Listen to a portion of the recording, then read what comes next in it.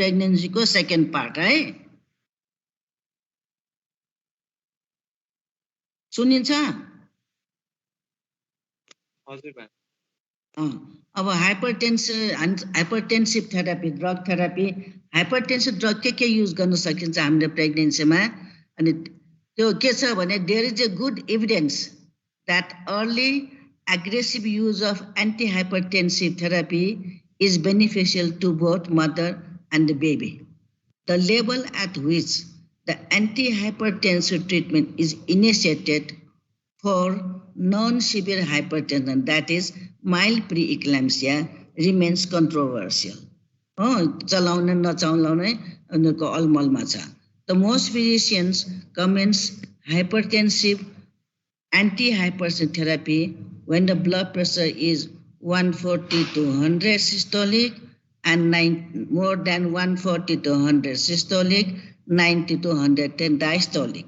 As I said in my previous lecture, so blood pressure mild preeclampsia 140 90 140 95 सम्म भए पनि mild छ if the parameters of the fetus and the baby is normal, is okay, then we don't use hypertensive drug and we try to deliver them at 39 to 40 weeks, most probably 40 weeks, and we don't cross 40 weeks. But in case of even mild, more than 109 diastolic 90 to 90 भन्दा माथि, suppose 95 to 100 and they are 36, 37 weeks छ भने चाहिँ नि 35 weeks पनि छ भने पनि maybe antihypertensive drug दिएर they will go up to 39 40 weeks. त्यसमा त्यति गाह्रो केही पनि छैन. It doesn't have much morbidity and mortality in mother and the fetus. भनिसके अस्ति.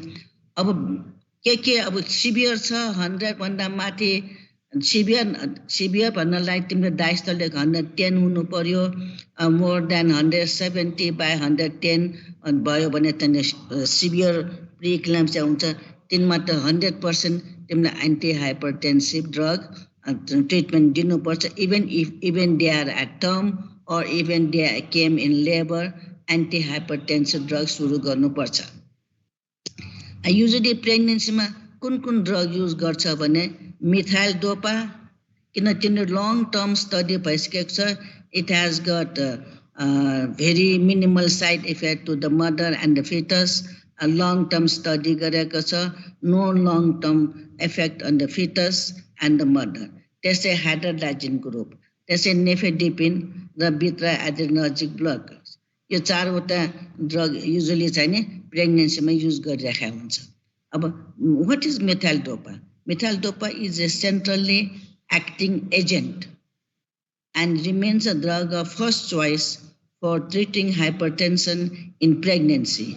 Long-term use has not been associated with fetal and neonatal problems, and there are safety data for children exposed in utero. If the fetus has mother has received this drug in with effect on the fetus and neonatal and children, long-term effect is quite safety. However, it has got some side effect. Side effects are when mother sedation garcha, elevation of liver enzymes, and the positive Coombs and mild type of depression can occur in the mother. Or calcium channel blockers, nifedipine. Calcium channel blockers are theoretically attractive agent as they reverse the increase in intracellular calcium and the sodium. Intracells ma calcium र sodium ionsहरू बढी हुन्छ. त्यही कारण हो abnormality in essential hypertension. They also produce vasodilatation of the umbilical arteries. So they are very good drugs, attractive अहिले, and they also produce the vasodilatation of the umbilical artery, which we want for the blood supply to the fetus, and do not cause any decrease in the choroidal decidual blood flow. umbilical artery. There's the dilatation, the vessel, the spiral arteries in the corridor, distal blood vessel also increase in the diameter, so blood flow increase. Currently, nifedipine is widely used. Methyl-dopa आजकल बजारमा पाउन पनि गाह्रो छ. त्यसकारण currently nifedipine is widely used and safe at any gestation. पहिले यो नेफेडिपिन सबलिङ्गुली दिने गर्थ्यो छिटो ब्लड प्रेसर छिटो घटाउनलाई. अहिले चाहिँ नि it should be avoided because it can cause sudden maternal hypotension and fetal distress. So चाहिँ नि सबलिङ्गुल दिन नगर्ने. इभन पेसेन्ट अनकन्सियस भन्ने सेमी कन्सियस पेसेन्ट सिभियरमा छ भने चाहिँ नि अलिकति पानीले पनि oral route is safe and effective. This is the only oral medicine. You cannot give IV. There is no IV medication in this combination. The combination of nifedipine and magnesium sulfate. Magnesium sulfate जब control the हामी चाहिँ convulsion control गर्ने बेलामा दिन्छ. अहिले देशमा त आउँदैन. Was thought to be potentially dangerous due to synergistic effect, and many centers have extensive experience without problems with this combination. उनीहरूले नेफेडिपिन म्याग्नेसियम सल्फेट नेफेडिपिन दुईजनाको त्यही ब्लड प्रेसर लो गर्ने भएकोले म्याटर्नल हाइपोटेन्सनमा जान्छ कि भनेर भन्थ्यो. तर देयर आर मेनी स्टडिज. यो दुईटै दिए पनि त्यो is not that bad. You can give it. अर्को छ hydralazine. Hydralazine also is very safe in pregnancy. तर उसले चाहिँ नि के गर्छ maternal tachycardia lupus like syndrome can occur. It can be given orally and it can be given intravenously in a severe unconscious patient to decrease the blood pressure. However, these days it's not again available in the market. Beta blockers labetalol is coming up and is increasingly used recently. यो चाहिँ नि IB पनि दिन सक्छ, oral पनि दिन सक्छ. Oral labetalol can be used in acute hypertension and it compares favorably to hydralazine and is more predictable in smooth lowering of the blood pressure. The dose is 200 milligram 3 times a day and can be increased to 300 milligram 4 times a day. 1200 milligram per day सम्म दिन सक्छ. If the control of BP is not obtained by labetalol, oral medication like nifedipine is given twice a day, both, and it is increased to maximum of 60 milligram. यो त nifedipine को dose भनिरहेको. Usually हामीले nifedipine 10 milligram TDS दिन्छ. Nifedipine भनेको is long acting 20 milligram BD दिन्छ. That can be given increased to maximum 60 milligram. So labetalol, as I said, can be given orally and intravenously. यो पनि कहिले मार्केटमा हुँदैन.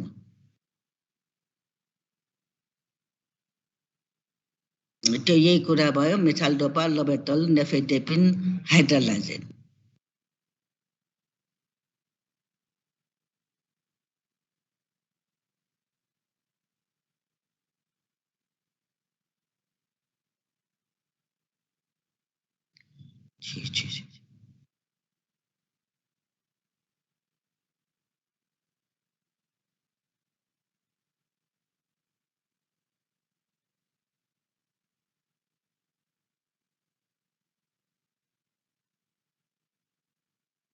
अब acute crisis patient is very severe preeclampsia, semi-conscious, unconscious छ भने you have to give parenteral drugs. यही ड्रगमा अघि हाइड्रोलाजिन एउटा प्यारेन्टल ड्रग्स हो, अर्को एउटा लाबेटोलल हो. हाइड्रोलाजिन कसरी दिन्छ? Usually given by continuous infusion, intravenous मात्रै होइन, you have to stay continuous infusion, titrating against the level of blood pressure. ड्रिपमा दिँदै गयो 25 milligram per minute per hour 25 milligram per hour को हिसाबले डोज मिलाएर गयो त्यसले आधा घण्टा हेर्यो ब्लड प्रेसर कम छ भने ल्याछ नि त्यतिमै बस्यो ब्लड प्रेसर कम ल्याएन भने फेरि उसलाई बढायो 25 र 50 मिलिग्राम पर आवर गरे त्यसले टाइट्रेटिङ एगेन्स्ट ब्लड प्रेसर अनि ब्लड प्रेसर धेरै तल झर्यो भने you can stop also and that is a good way so it causes peripheral vasodilatation अघि भनिसक्यो यो इट कजेस डायहाइड्रोलाइन के कसरी ब्लड प्रेसर डाउन गर्छ it causes peripheral vasodilatation increase cardiac output and renal blood flow and increase in intracranial pressure side effect अलिकति headache हुन्छ palpitation हुन्छ नर्सिया त्यसै लेबोटोलोल 200 milligram in 200 ml of normal saline and run at 20 milligram per hour titrating against the blood pressure. This blood pressure maintained should be at 95 to 100. एकैचोटि 80 70 मा ल्याउनु हुँदैन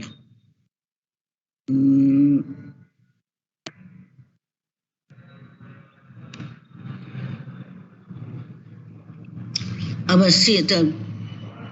severe प्रिएक्लेम्सिया मा चाहिँ युजुअली कन्भल्सन आउँदैन कन्भल्सन आउने बित्तिकै के भन्छ हामी एक्लेम्सिया त एक्लेम्सिया अहिले पढ्दैछौँ तर कसै सिभियर प्रिएक्लेम्सियामा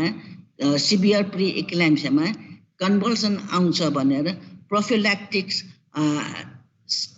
एन्टी कन्भल्सन ड्रग दिन्छ एन्टी कन्भल्सन ड्रग हो आजकल म्याग्नेसियम सल्फेट त कन्भल्सन नआइकन कन्भल्सन प्रिभेन्ट गर्नलाई प्रोफिल्याक्सिसमा इफ सिभियर हाइपरटेन्सन छ पेसेन्टको सिभियर हेडेक छ उसको प्लेटलेट लो छ as if she is going to have eclampsia right now भन्ने जस्तो कन्डिसन छ भने कन्भल्सन नआइकन पनि वी क्यान गिभ म्याग्नेसियम सल्फेटले गर्दाखेरि कन्भल्सन चाहिँ नि सेमा 2 जनालाई प्रिभेन्ट गर्न सक्छ भन्छ सबैलाई चाहिँ नि दिनु पनि पर्दैन only 1 or 2% of severe preeclampsia they will fit not every severe preeclampsia will fit but 1 or 2 will fit so we don't know which is 1 or 2% and if clinically this blood pressure very high face red and flush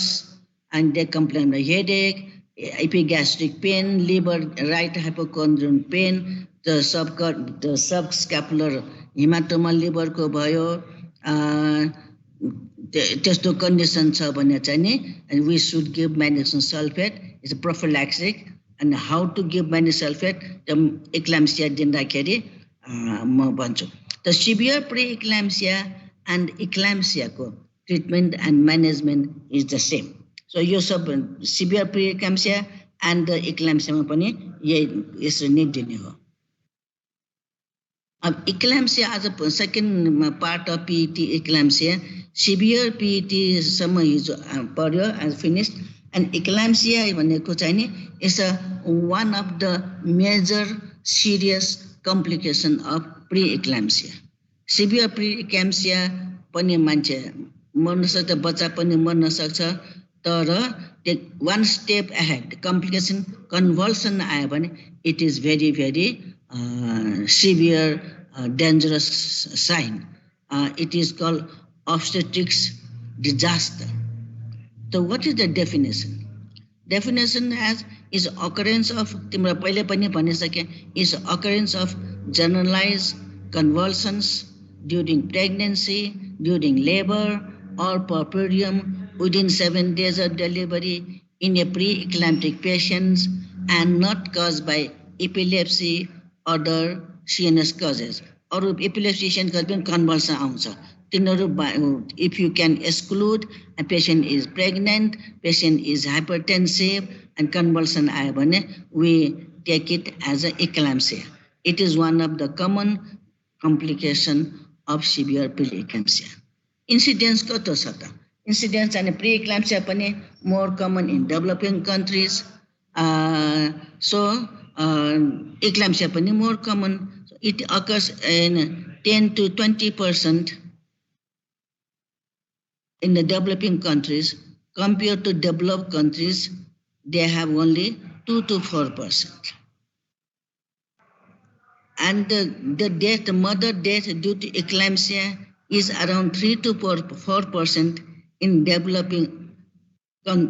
in the developed country and 20 to 30% in the developing countries. त्यसै चाहिँ नि perinatal mortality, stillbirth and early neonatal death is 30 to 40% in the developing countries. हाम्रो low resource country. High maternal mortality rate, high perinatal mortality rate गर्दाखेरि eclampsia is very important topic. So eclamptic seizure अथवा convulsion हेर्दाखेरि हामीले एकजना patient धेरै जो कन्भल्सन आएको बेलामा या कन्भल्सन सिडिएर बेहोस भएको कन्डिसनमा ल्याउँछ हस्पिटल. तर if we see from the beginning, this eclamptic convulsion, eclamptic seizure occurs in 4 stages. Stage 1 ma it is called premonitory stage. It lasts for 30 seconds.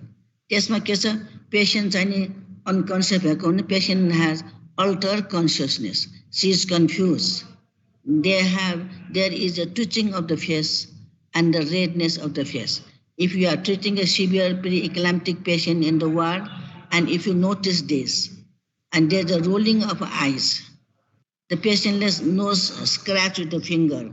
She is semi-conscious actually. She is not unconscious. She is confused. She doesn't know what is happening. So all these features, and it lasts only about seconds. So one can hardly see it. यसपछि अब हामी धेरै जसोले चाहिँ नि हामीले हेर्ने चाहिँ नि सेकेन्ड स्टेजमा आउँछ. यो चाहिँ 30 सेकेन्डमा nobody can, usually very few people can see. अब सेकेन्ड 30 सेकेन्ड स्टेजमा के भन्छ नि, tonic stage. It lasts for 30 to 60 seconds.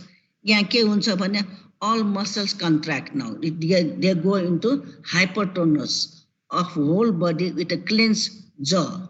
दाँत खिचेको हुन्छ, हार्ट क्लेन्स हुन्छ, एकदम फोल्ड गरेर ह्यान्ड्स फिङ्गर क्लेन्स गरेको हुन्छ, आइज एकदम ठुलो भएर प्रोट्रुडिङ आउट हुन्छ, facial is more congested and cyanosis.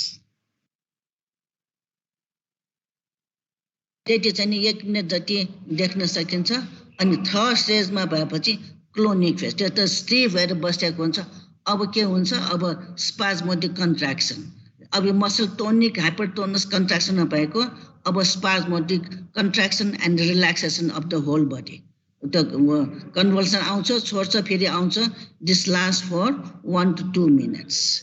अब कन्भल्सन भएको बेलामा, स्पाज्मोडिक कन्ट्र्याक्सन भएको बेलामा ल्यारिन्जल मसल पनि कन्ट्र्याक्सनमा जान्छ भने there is a period of apnoea and cyanosis. Tongues बाहिर आउँछ, tongue biting, injury can occur. अनि यति बेला मान्छे अनकन्सियस हुन्छ. There is a frothing at the mouth and is often accompanied by involuntary passage of urine and the faeces. त्यति unconscious हुन्छ त्यसले. There is a risk of inhalation of blood, of mucus and vomitus. त्यस कारण you have to be very careful. They can die of tracheal block. And some people working at home, cooking something, walking, if they have this suddenly, they can fall down, they can have fracture of the long bones and other injury in the head or body. So cooking छ भने चाहिँ आगो पनि लागेको history छ.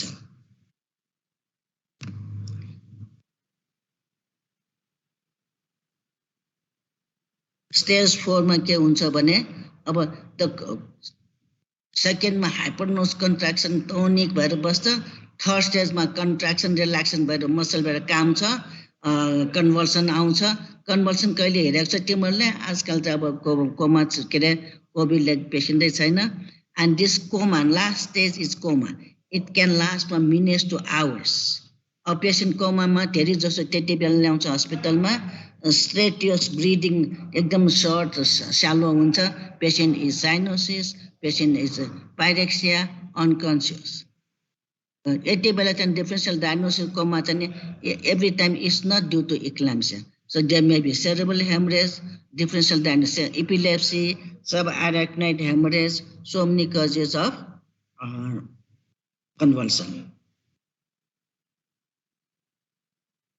So again, first stage premonitory sign जुन हामी भन्यो त्यसलाई चाहिँ हामीले imminent eclampsia हिजो भनिसके aura increasing patient चाहिँ subconscious increasing apprehension, anxiety, nervousness, severe headache, visual disturbances, flashes of light in front of eyes, diplopia, and dimness of vision, all these signs, but it lasts very few seconds, you can hardly see it. अब premonitory sign मा अरु के पनि हुन सक्छ भने severe preeclampsia patient मा अघि भने चाहिँ epigastric pain, vomiting, right hypochondrial pain due to necrosis liver, subcapsular liver hemorrhage, there is a rapid rise in blood pressure, there is a marked increase in proteinuria, rapidly generalized edema is very much increased, there is oliguria and hyperflexion of the joints, flexion hyper. त्यो भएर eclampsia भन्दा पहिले त्यो आउँछ यो पर्दैन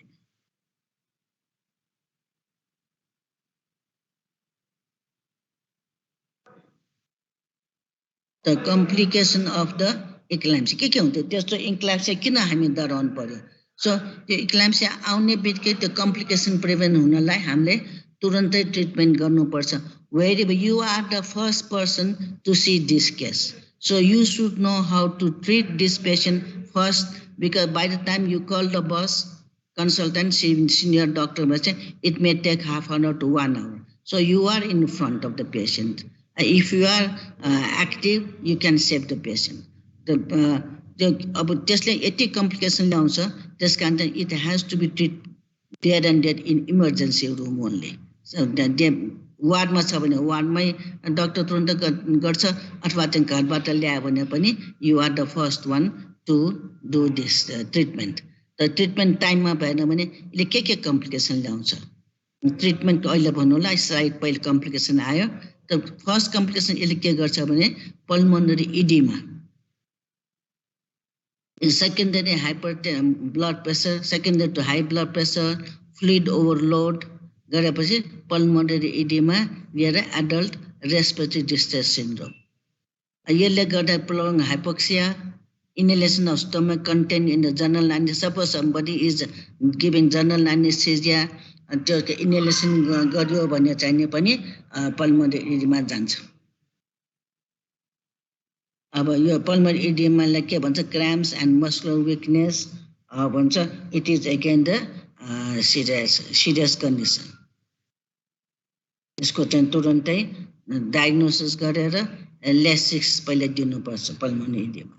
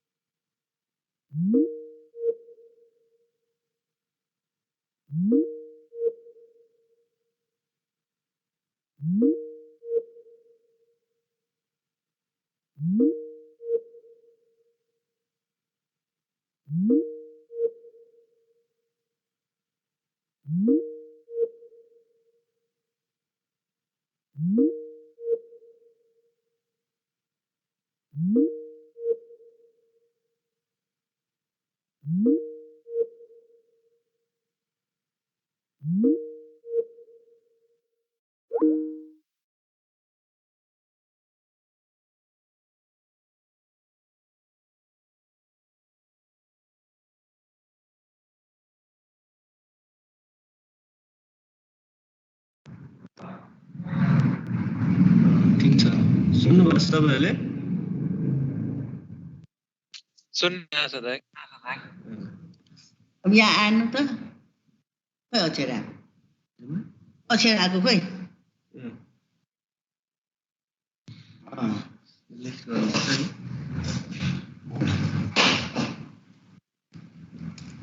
So second complication is cardiac failure with pulmonary edema in the hypertension, high blood pressure in normal heart. In pregnant ladies with PET, development of pulmonary edema early due to they can develop much earlier than normal non-pregnant patients due to their reduced plasma protein.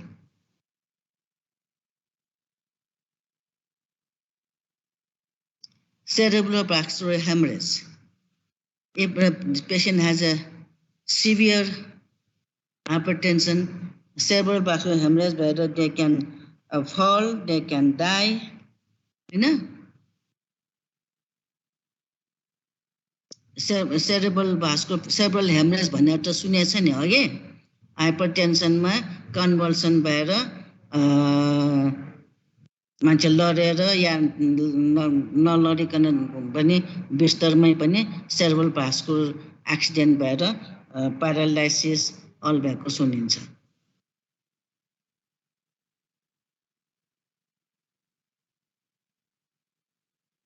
त्यसै renal failure हुन सक्छ। Acute renal failure in high blood pressure in pregnancy is because of the simple hypovolemia. Hypovolemia is reduced renal blood flow and it can cause patchy or complete tubular cortical necrosis. Tubular necrosis is common. There is a total tubular necrosis or patchy cortical necrosis in 25%. So renal function recover, however, is good for the patient. Renal function recover rapid ischemic changes. But renal tubular necrosis छ भने चाहिँ नि parenchyma necrosis छ भने ischemic changes भएर rapid recovery हुन्छ। Renal failure इसको complication भए पनि we don't see many. We have few renal failure needing dialysis. Tubular necrosis छ भने recovery हुन सक्छ तर delayed recovery भन्छ। What are the signs of renal failure? Oliguria, urine less than 30 ml per hour or less than 400 ml per hour for 24 hours. There's a rising serum creatinine, urea, uric acid level. So you need prompt treatment for this. May need dialysis. The treatment सबैको main सबैको treatment यो complication भनिएको छ सबै एकदमै hypertension हो, control of hypertension, convulsion.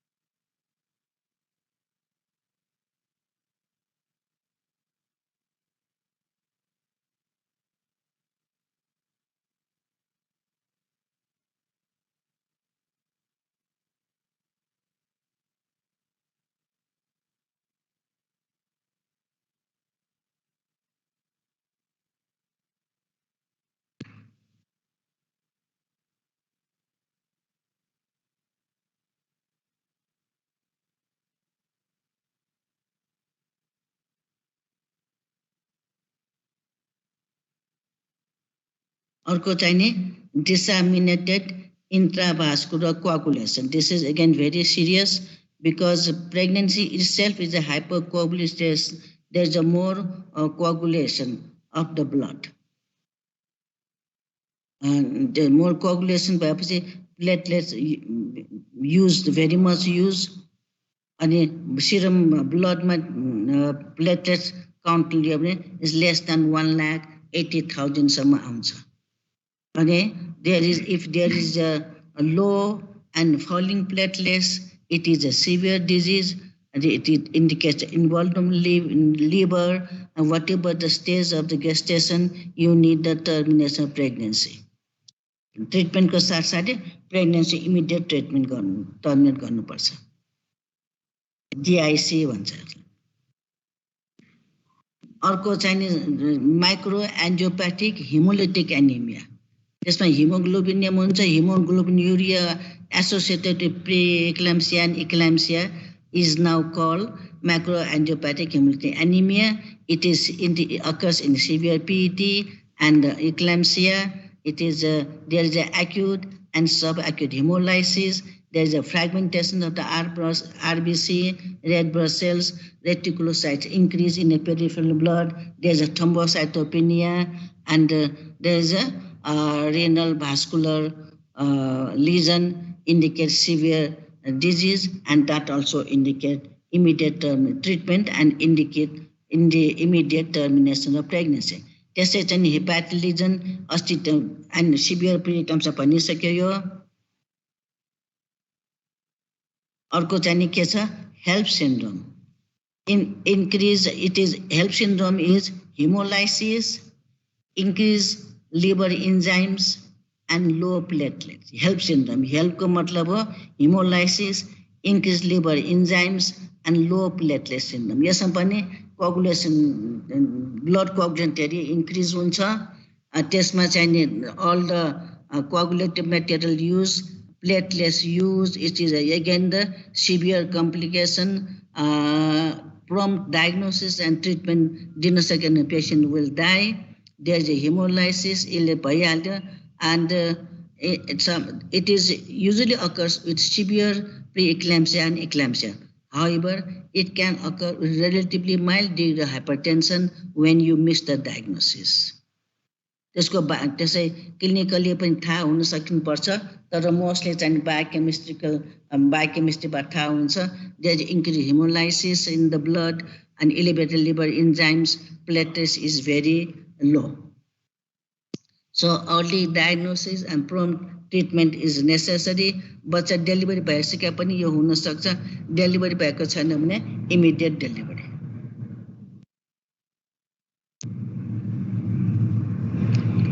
अब त्यस्तै haemorrhage in other organ less common haemorrhage in adrenal gland, heart, intestine, kidney, cancer सबै ठाउँमा हुन सक्छ प्री एक्लाम्सिया एक्लाम्सियामा, तर इट इज लेस कमन. अर्को हेमरेज भनेको आइमा blindness can occur in 1 to 3% of eclampsia due to partial or complete retinal detachment, retinal artery and arterial and venous thrombosis, retinal edema, optic neuritis. Many resolve. It may take 2 to 60 days. However, permanent blindness is a rare sequelae. Blind they can revert normally resolve. Sometime only it can occur. Recovery huncha tara very late.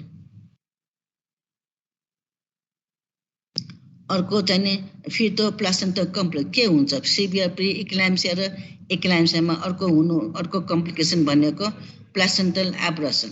त्यो मतलब प्लासेन्टल एब्रसन र प्लासेन्टल प्रिभिया परिसक्यो हैन. प्लासेन्टल एब्रसन भनेको के हो भने placenta gets separated from the uterus before delivery. So but even she is not in labor, it can occur any stage of pregnancy. Most commonly complication of a severe preeclampsia, eclampsia, also the accidental trauma, physical assault or road accident, placenta separate garcha, bleeding huncha. If you cannot treat them immediately, mother and the baby can die. One of the complications, high blood pressure complication, other cause also occurred. And if somebody has placenta abrasio and she has high blood pressure and she has proteinuria, usually it is a severe preeclampsia, and sometimes placental abrasio भएपछि high blood pressure proteinuria develop गर्न सक्छ भनेको. बच्चामा अर्को foetal युट्राइनमा युट्रसमा त्यो भने फिटलमा के हुन सक्छ effect of severe preeclampsia and eclampsia. The IUGR in high blood pressure directly related to low level of blood pressure, the severe blood pressure, high blood pressure, early and severe IUGR. If there is a proteinuria and it is a malnutrition and somebody is smoking, so high blood pressure alone proteinuria चाहिँ severe condition हो गेस्ट्रल hypertension alone छ भने चाहिँ नि अब blood pressure mild to moderate छ भने चाहिँ mean weight of foetus is same as in normotensive pregnancy भनेको छ सो ब्लड प्रेसर पनि हाई प्रोटिन्युरिया पनि डेभलप गर्यो र धेरै छ भने चाहिँ नि बच्चाको वेट धेरै डिक्रिज हुन सक्छ लो बर्थ वेट अनि perinatal mortality increase with early onset of disease. If they occur 32-34 weeks मा छ भने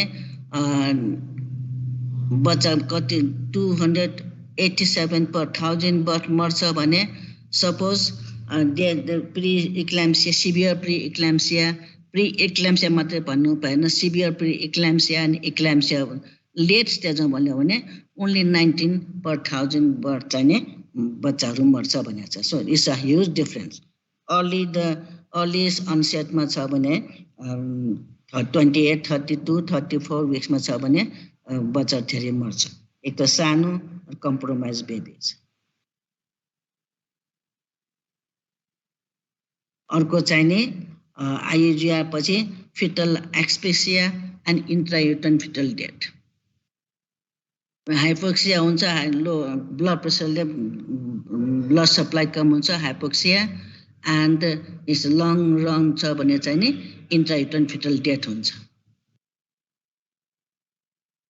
त्यो all causes the foetus dies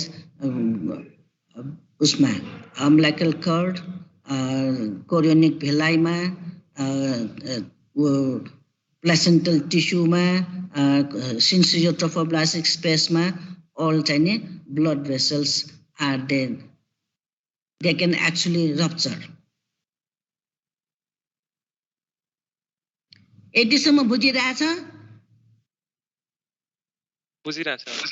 ल यो चाहिँ सबै चाहिँ complication of severe pre eclampsia and eclampsia सबै चाहिँ डिटेलमा पढ्नु पर्दैन एक्लाम्सिया त यु मस्ट नो अब चाहिँ एक्लाम्सिया भनिहाल्ने सिभियर प्री एक्लाम्सिया भएर कन्भल्सन भएर या घरमा भयो या घर भुँडा हुने बाटोमा भयो हामीले हिस्ट्री लिने हामीले त धेरै जसो patient on stage 4 patient unconscious कोमामा ल्याउन सक्छ कहिलेकाहीँ तिम्रै अगाडि patient have convulsions either emergency बाटोमै या चाहिँ वार्डमा पनि भर्ती भइरहेको एडमिटेड पेसेन्टमा they can develop the convulsions त कसरी म्यानेज गर्नु त management of eclampsia as I said before you should know as much as I know because you are the frontliners. Okay, so what is the management of eclampsia? Number 1 is control of convulsion. First and foremost, taking history, blood pressure, yata uta time waste गर्ने होइन कन्भल्सन आएको छ पेसेन्टले history दिएको छ भने तिमीले लुगा अलिकति उसलाई मिलाएर उसको चाहिँ टङ डिप्रेसन राखेर इयर वे राख्नु पर्यो के माउथ ग्याग राख्नु पर्यो के राख्नु पर्यो राखेर अक्सिजन दिने बित्तिकै तिमीले चाहिँ नि आइभी लाइन खोलिदिनु पर्यो र 20 ml ब्लड झिक्ने अनि नर्मल सलाइन आइभी सुरु गरिदिनु पर्यो तुरुन्तै त्यसपछि तिमीले number 1 is control of convulsion anti convulsion दिनु पर्यो कन्भल्सन दिएपछि अनि बिस्तारै अरु सबै गर्ने त्यसकारणले हिस्ट्री लिने ब्लड प्रेसर लिने पल्स लिने टेम्परेचर लिने नथिङ डुइङ छिटो उसलाई अक्सिजनेसन गर्यो इयर वे ठिक पारेपछि तिमीलाई आइभी ड्रिप लाग्यो आइभी पनि 16 नम्बर क्यानुला राख सानो तिनो होइन 16 नम्बर क्यानुला सक्छ भने दुवै हातमा र 20 ml ब्लड छिकेपछि नर्मल सलाइन पठाइदिनुपर्छ अब तिमीले कन्ट्रोल अफ कन्भर्सनको लागि म्याग्नेसियम सल्फेट प्रिपेयर गर्नु पर्यो र म्याग्नेसियम सल्फेट दिनु पर्यो त्यो म्याग्नेसियम फर्स्ट डोज दिने बित्तिकै कन्भल्सन इज कन्ट्रोल त्यसपछि तिमीले पेसेन्टको लुगा फेरेर लुगा लगाइदियो अनि ब्लड प्रेसर लियो अनि पल्स लियो अनि टेम्परेचर लियो अब blood pressure control blood pressure high हुन्छ पेसेन्टलाई चाहिँ अनकन्सियस छ त्यसले अब उसलाई चाहिँ आइभी प्यारेन्टल हाइपरटेन्सन आइदर चाहिँ हाइड्रालाइजिन ग्रुप छ आजकल पाउँदैन अनि most of the time we use labetalol sometime even labetalol is not available त्यस्तै कन्डिसन छ भने चाहिँ नि पेसेन्टलाई चाहिँ ट्याब्लेट घोलेर पानीमा बिस्तारै थोपा गरेर माउथबाट पनि जैसा देश वैसा भेष भन्ने जस्तै अब जे पनि तुरुन्त नपाउने देशमा के आइबी छैन भने बसिराख्ने पेसेन्ट लिन पठाउने त खोज्नु पठाउन्जेलसम्म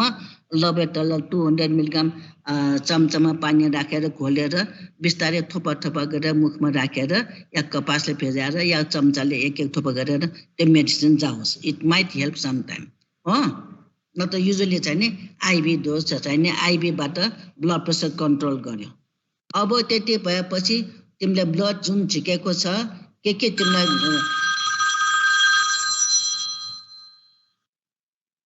हेलो हेलो हजुर मलाई म मिटिङमा छु आधा घण्टामा फोन गर है. अच्छा ओके. अब त्यति भए तिमीले लुगासुगा फेरेर राम्रो लुगा मतलब हस्पिटलको गाउन लगाइदिएर ब्लड जुन जाँचेको त्यो सबै बायोकेमिस्ट्री सबै पठाएर तिमीले के पठाउनु पर्यो. CBC, blood renal function test, liver function test, peripheral blood film, urine routine and culture. अब युरिन रुटिन तिमीले चाहिँ नि patient pass urine in the bed only unconscious patient. So तिमीले अन्डर एसेप्टिक कन्डिसन तिमीले फोलिक क्याथेटर राख्नु पर्यो. अनि त्यसमा चाहिँ क्लियर युरिन आएको स्पेसमेन चाहिँ नि रुटिन एन्ड कल्चर पठाइदिनु पर्यो. र सेल्फ रिटेन राखेपछि यु हेभ टु टेक जम्मा गर्नु पर्यो 24 आवर्सको urine. So you have to send for the protein. Urine रुटिनमा प्रोटिन देखाउँछ अनि तर तिमीलाई त 24 आवर्सको क्वान्टिटेटिभ यो प्रोटिन चाहियो. 24 आवर युरिन कलेक्सन गरेर 24 आवर्स युरिन पनि कति थाहा हुन्छ त्यसमा प्रोटिन पनि पठाउनु पर्यो. त्यसै चाहिँ नि अब कोअगुलेसन प्रोफाइल पठाउनु पर्यो. कोअगुलेसन प्रोफाइलमा clot bleeding time, clotting time, prothrombin time, INR र अर्को चाहिँ नि अब यसमा चाहिँ स्पेसल चाहिँ नि धेरै ब्लड क्लट हुने भएकोले फिब्रिनोजेन धेरै कम हुन्छ यसमा. र ब्लड क्लट भएर त्यो फ्र्याक्सन डिजल्भ भएपछि fibrinogen degradation product fibrinogen use गरेर त्यो बेसी हुन्छ. अब ब्लड क्लट धेरै भयो, क्लट ड्यामेज ब्रेक भएपछि फिब्रिनोजेन डिग्रेडेसन प्रडक्ट भन्ने हुन्छ. त्यो पनि बायोकेमिस्ट्री पठाउनु पर्यो. अरू के पठाउनु पर्यो. युरिक एसिड पठाउनु पर्यो. अहिले त्यति पठाएर पेसेन्टलाई चाहिँ नि माथि पिबी नै तलै गर्नु पर्यो. Most of the time they are lucky, they are in labour र उनीहरूको डेलिभरी गर्नु त्यति छ. पिबी मात्रै गरेर पनि थाहा हुन्छ कस्तो छ भनेर अनि माथि लगेर वार्डमा भर्ना गरेर actually they should be in delivery room close monitoring. किन कन्भल्सन ड्रग दिइराख्नु पर्यो, ब्लड प्रेसरको ड्रग दिइराख्नु पर्यो. वार्डमा हुँदैन उनीहरूलाई आइसियु अथवा चाहिँ नि लेबर रुममा कन्टिन्युस के भन्छ त्यो मोनिटरिङ भएकोमा ब्लड प्रेसर, पल्स, रेस्पिरेसन भइराखेको थियो बेलामा बच्चा डेलिभरी गर्नु पर्यो. र treatment of the any if there no complication well and good. If there other अघि झमेलासम्म कुनै पनि कम्प्लिकेसन छ भने त्यो कम्प्लिकेसन ट्रिटमेन्ट गर्नु पर्यो. So the management in short the management of eclampsia it should be in your finger tips. control of convulsion, control of blood pressure, delivery of the fetus, treatment of the complication. So whatever the stage in pregnancy, once the eclampsia convulsion occurs, treatment गर्यो, patient stabilize गर्यो र patient delivery गर्यो. बच्चा ननिकालेसम्म यो disease is due to placenta, so you have to deliver whatever the stage of the pregnancy may be. अब तिमीले हामीले भन्ने कन्ट्रोल अफ कन्भल्सन कसरी कन्ट्रोल गर्ने. What are the medicine you use to control eclamptic fits. सुरुमा diazepam use गर्छ. Diazepam चाहिँ नि अब सेडेटिभ हो. पहिला म्याग्नेसियम सल्फेट आएको छैन र डाइजेपाम गर्छ. It initial 10 milligram Ivy slowly दियो इन 5 to 10 minutes. अनि मेन्टेनेन्समा 40 mg 1 pint of normal saline and give 10 to 20 drops per minute to keep the patient well sedated but easily arousable. If fits recurs, fits come huncha ta recurs भने increase the dose as much necessary, maybe 40 drops. So the हाम्रो EM के हुनुपर्छ, patient keep well sedated but easily arrangeable. Otherwise, they'll go into the depression and the unconscious maybe. आजकल use गर्नु पर्दैन यो भन्दा राम्रो औषधि आएको छ that is called magnesium sulfate. So magnesium sulfate is freely available, it's very cheap, and it is one of the essential drugs. In the government ma चाहिँ essential drug भनेको all hospital supplied and it is free of cost. हुनुपर्ने त्यो हो, सधैँ हुँदैन, कहिले पेशेन्टलाई किन्न लगाउनु पर्छ. अब म्याग्नेसियम सल्फेट तिमीले सिक्नुपर्छ कसरी दिने. First loading dose. अनि दुईटा मेथड छ यसको दिने. एउटा चाहिँ इन्ट्राभिनस, एउटा चाहिँ इन्ट्रामस्कुलर. पहिले इन्ट्राभिनस गर्छ. आजकल चाहिँ अल ओभर द कन्ट्री एउटै प्रोटोकल बनाएको छ गभर्मेन्टले र सबैलाई, किन सबै ठाउँमा equipment well train doctor nurse हुँदैन, त्यसमा कम्युनिटीमा नर्स मात्रै हुन्छ, इन्ट्राभिनस दिन सक्दैन. So intramuscular that is a Pritchard method. Zuspan भनेको इन्ट्राभिनस मेथड, प्रिचार्ड भनेको intramuscular. So intramuscular method use गर्छ. It is a protocol of the Nepal government हो. त्यसमा चाहिँ लोडिङ डोज दिन्छ. पहिला लोडिङ डोज भनेको कसरी भने 4 ग्राम of 20% magnesium sulfate dissolved in 20 ml distill, make it 20% 20 ml and IV slowly in 15 to 20 minutes मा चाहिँ हामी 10 मिनेटमै दिन्छौँ. अब त्यहाँ भनेको छ 20% 20 ml. त्यो गर्नलाई तिमीले कसरी गर्छ भने to make 20% solution 8 ampoules of magnesium sulfate or 25%. अब त्यसमा त्यो शिशीमा लेखेको एम्पुलमा 25% लेखेको हुन्छ. 25% भनेर लेखेको छ भने तिमीले 8 एम्पुल लिनु पर्यो. एक एम्पुलमा 2 ml. त 8 एम्पुलमा 16 ml हुन्छ. तिमीले mix with 4 ml of distil water भन्ने पनि. त्यसमा चाहिँ नि तिमीले अब कति पायो भने चाहिँ नि 4 ग्रामको म्याग्नेसियम सल्फेट आयो. यो 20% सोलुसन भयो र 20 ml भयो. त्यो चाहिँ नि बिस्तारै स्लो गरेर उसलाई आइबी दियो.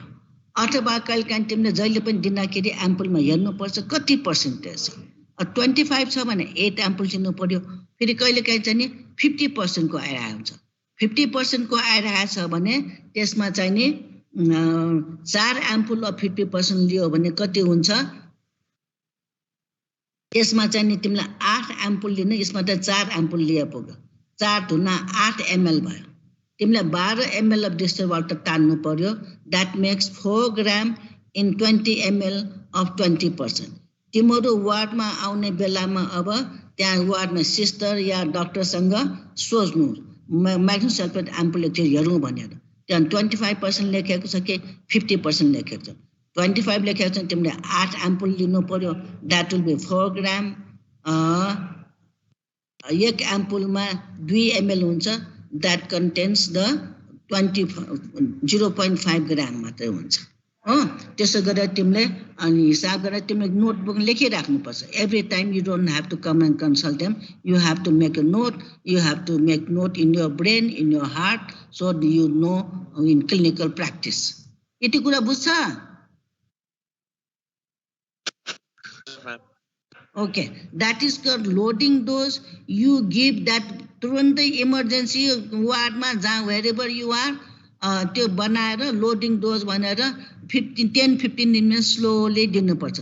किनभने magnesium sulphate so good drug but it has got very bad side effect. That is why you have to be very careful. Respiration stop गर्न सक्छ, heart stop गर्न सक्छ, respiratory arrest, cardiac arrest, renal shutdown. त्यस कारण चाहिँ नि all muscle paralysis, patient can die in the table. That is why you should always make it 20 ml अनि slowly 15 minutes मा त्यो डाइल्युट गरेर बिस्तारै दिनुपर्छ. त्यो प्रिकसन लिएको बुझ्यो? You should be in your mind, in your heart, in your hand. अब त्यति दिएपछि मेन्टेनेन्स डोज लिनु पर्यो. मेन्टेनेन्स डोज यो भएपछि बिस्तारै चाहिँ नि यो लोडिङ डोजमा छ हामी उसको कन्भल्सन स्टप गर्यो. त्यसको इमिडिएटली तिमीले चाहिँ नि 5 grams अफ म्याग्नेसियम लिनु पर्यो। एक्चुअली सिरिजमा 10 ग्राम लिए पनि हुन्छ, नत्र दुईटा सिरिजमा 5 ग्रामको म्याग्नेसियम सल्फेट बनाउनु पर्यो। एक बतकमा 5 ग्राम, अर्को बतकमा 5 ग्राम स्ट्याट दिनुपर्छ। त्यो लोडिङ डोज दिएपछि यो 5 ग्राम म्याग्नेसियम इन 1 बतक and 5 gram in the second बतक, त्यति दिएपछि त्यो के भयो, त्यो चाहिने अब लोडिङ डोज भयो। यो मेन्टेनेन्स डोज 1 to 2 ग्राम यो आइबी हो, यो यो फर्गेट इट। लोडिङ डोज भनेको बुझ्यो, 4 ग्राम आइबी स्लोली दिने, 5 ग्राम इन इच बतक immediately after IB, that is the loading dose. अब लोडिङ डोज दिएपछि मेन्टेनेन्स डोज 4 घन्टामा दिनुपर्छ र 24 आवर्ससम्म दिनुपर्छ डोज। वो कन्भल्सन नआए पनि तिमीलाई दिइराख्नुपर्छ। अब मेन्टेनेन्स डोज भनेको के हो भने चाहिँ नि यति दिएपछि तिमीले मेन्टेनेन्स डोज 5 ग्राम अफ कन्भल्सन के अरे यो म्याग्नेसियम सल्फेट इन 1 बतक, अल्टरनेट बतक, 1 बतक दियो 4 घन्टामा राइटमा दियो, अर्को 4 घन्टामा लेफ्टमा दियो। फर्स्ट मेन लोडिङ डोजमा दुईटामा एकैचोटि दिने 5 gram, you have to remember दिसमा, that is the loading dose. Maintain dose 4 घन्टामा दिनुपर्छ, 5 ग्राम एउटा बतकमा दियो, अनि नेक्स्ट 4 घन्टा पछि अर्को बतकमा दियो, त्यसरी चाहिँ नि 24 आवर्ससम्म जानुपर्छ, बुझ्यो। अब तर मेन्टेनेन्स डोज दिनुभन्दा पहिले त्यसको साइड इफेक्ट छ कि हेरेपछि मात्रै तिमीले दिन सक्नुपर्छ। यो भइसकेको छ। त्यस कारण चाहिँ मेन्टेनेन्स यो आइबीको गइरहेछ, आइबी आजकल चल्दैन, आइएम दिनुपर्छ। अब मोनिटरिङ गर्नुपर्छ। तिमीले मैले पनि त्यो magnesium sulphate is a very cheap, very good drug, but it has got very bad side effect. त्यस कारण चाहिँ तिमीले लोडिङ डोज दिएपछि हरेकपल्ट मेन्टेनेन्स डोज दिएपछि तिमीले चाहिँ मोनिटरिङ गर्नुपर्छ। के मोनिटरिङ गर्नुपर्छ? रेस्पिरेटरी रेट, यसले रेस्पिरेटरी एरेस्ट गर्छ, रेस्पिरेसन डिप्रेस गर्न सक्छ, रेस्पिरेटरी एरेस्ट गर्न सक्छ, पेसेन्ट क्यान डाई। त्यस कारण चाहिँ respiratory rate you should take half hourly. If respiration rate is less than 12 per minute, you stop the infusion.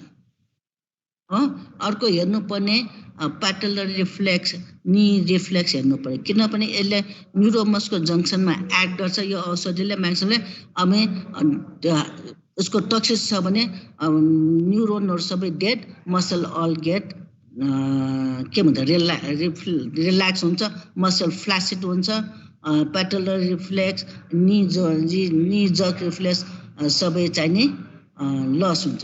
त्यसकारण अर्को मेन्टेनेन्स डोज दिनु भने तिमीलाई रेस्पिरेसन ठिक हुनु पर्यो, more than 12, प्याटेलर reflex, knee jerk reflex present हुनु पर्यो, अनि युरिन आउटपुट, किन रिनल सटडाउन हुन्छ, त्यहाँ युरिन आउटपुट कति हुन्छ, एटलिस्ट 20 ml per hour छ भने you give the maintenance dose.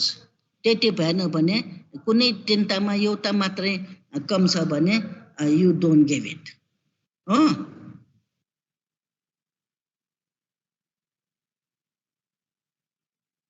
अब म्याग्नेसियम सल्फेटको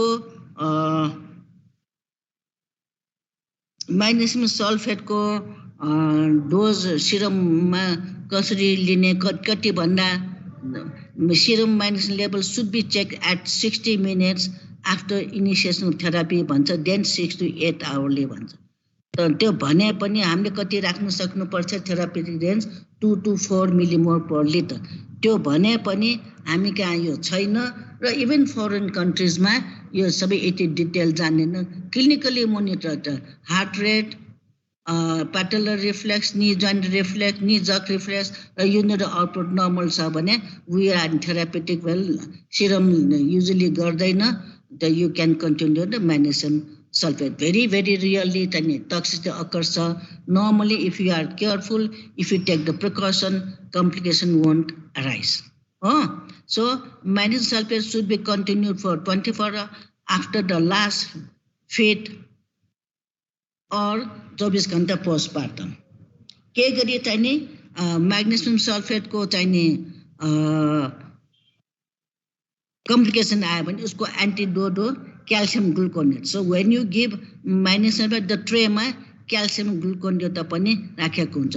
कति दिने 0.9 ग्राम per 10 ml मा स्लोली दिने त्यो त एन्टिडोट भयो त्यसपछि अनि slowly patient stabilise blood pressure कम हुन्छ कन्भल्सन कम हुन्छ patient if the patient is in labour rupture the membrane गर्यो she will deliver if patient is not in labour cervix close whatever gestation patient 2-4 घण्टा पछि स्टेबलाइज हुन्छ blood pressure will be coming to normal or upper higher level धेरै अपर होइन mid just borderline high हुन्छ proteinuria कम हुँदै आउँछ भने you have to deliver cervix dilate छैन छ भने पेसेन्टलाई के गर्नुपर्छ सिजेरियन सेक्सन गरेर डेलिभरी गर्नुपर्छ बुझ्यो हेलो मेसु म क्लासमा छु म आइहाल पेसेन्ट छ Yeah, Allah.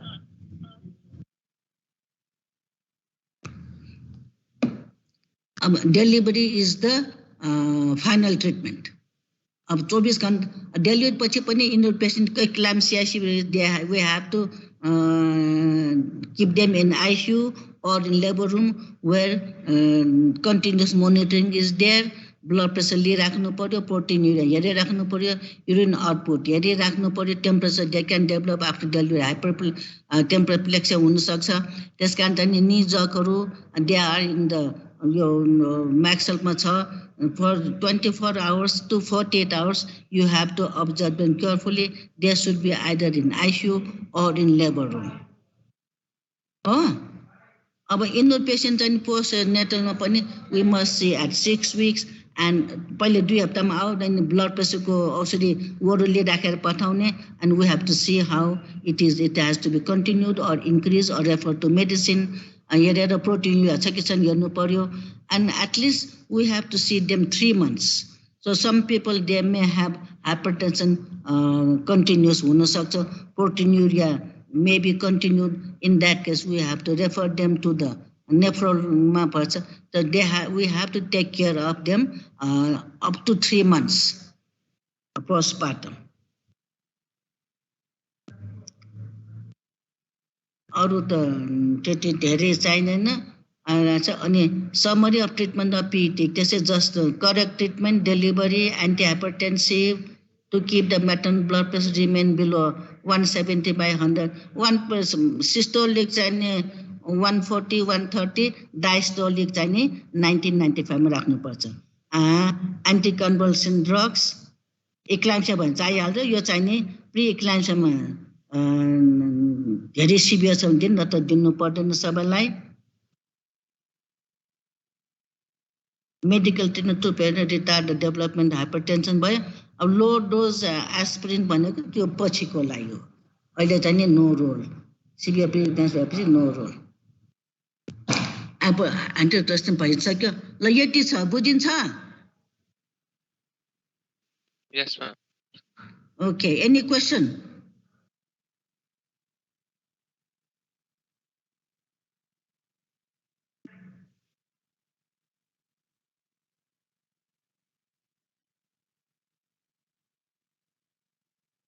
Any questions?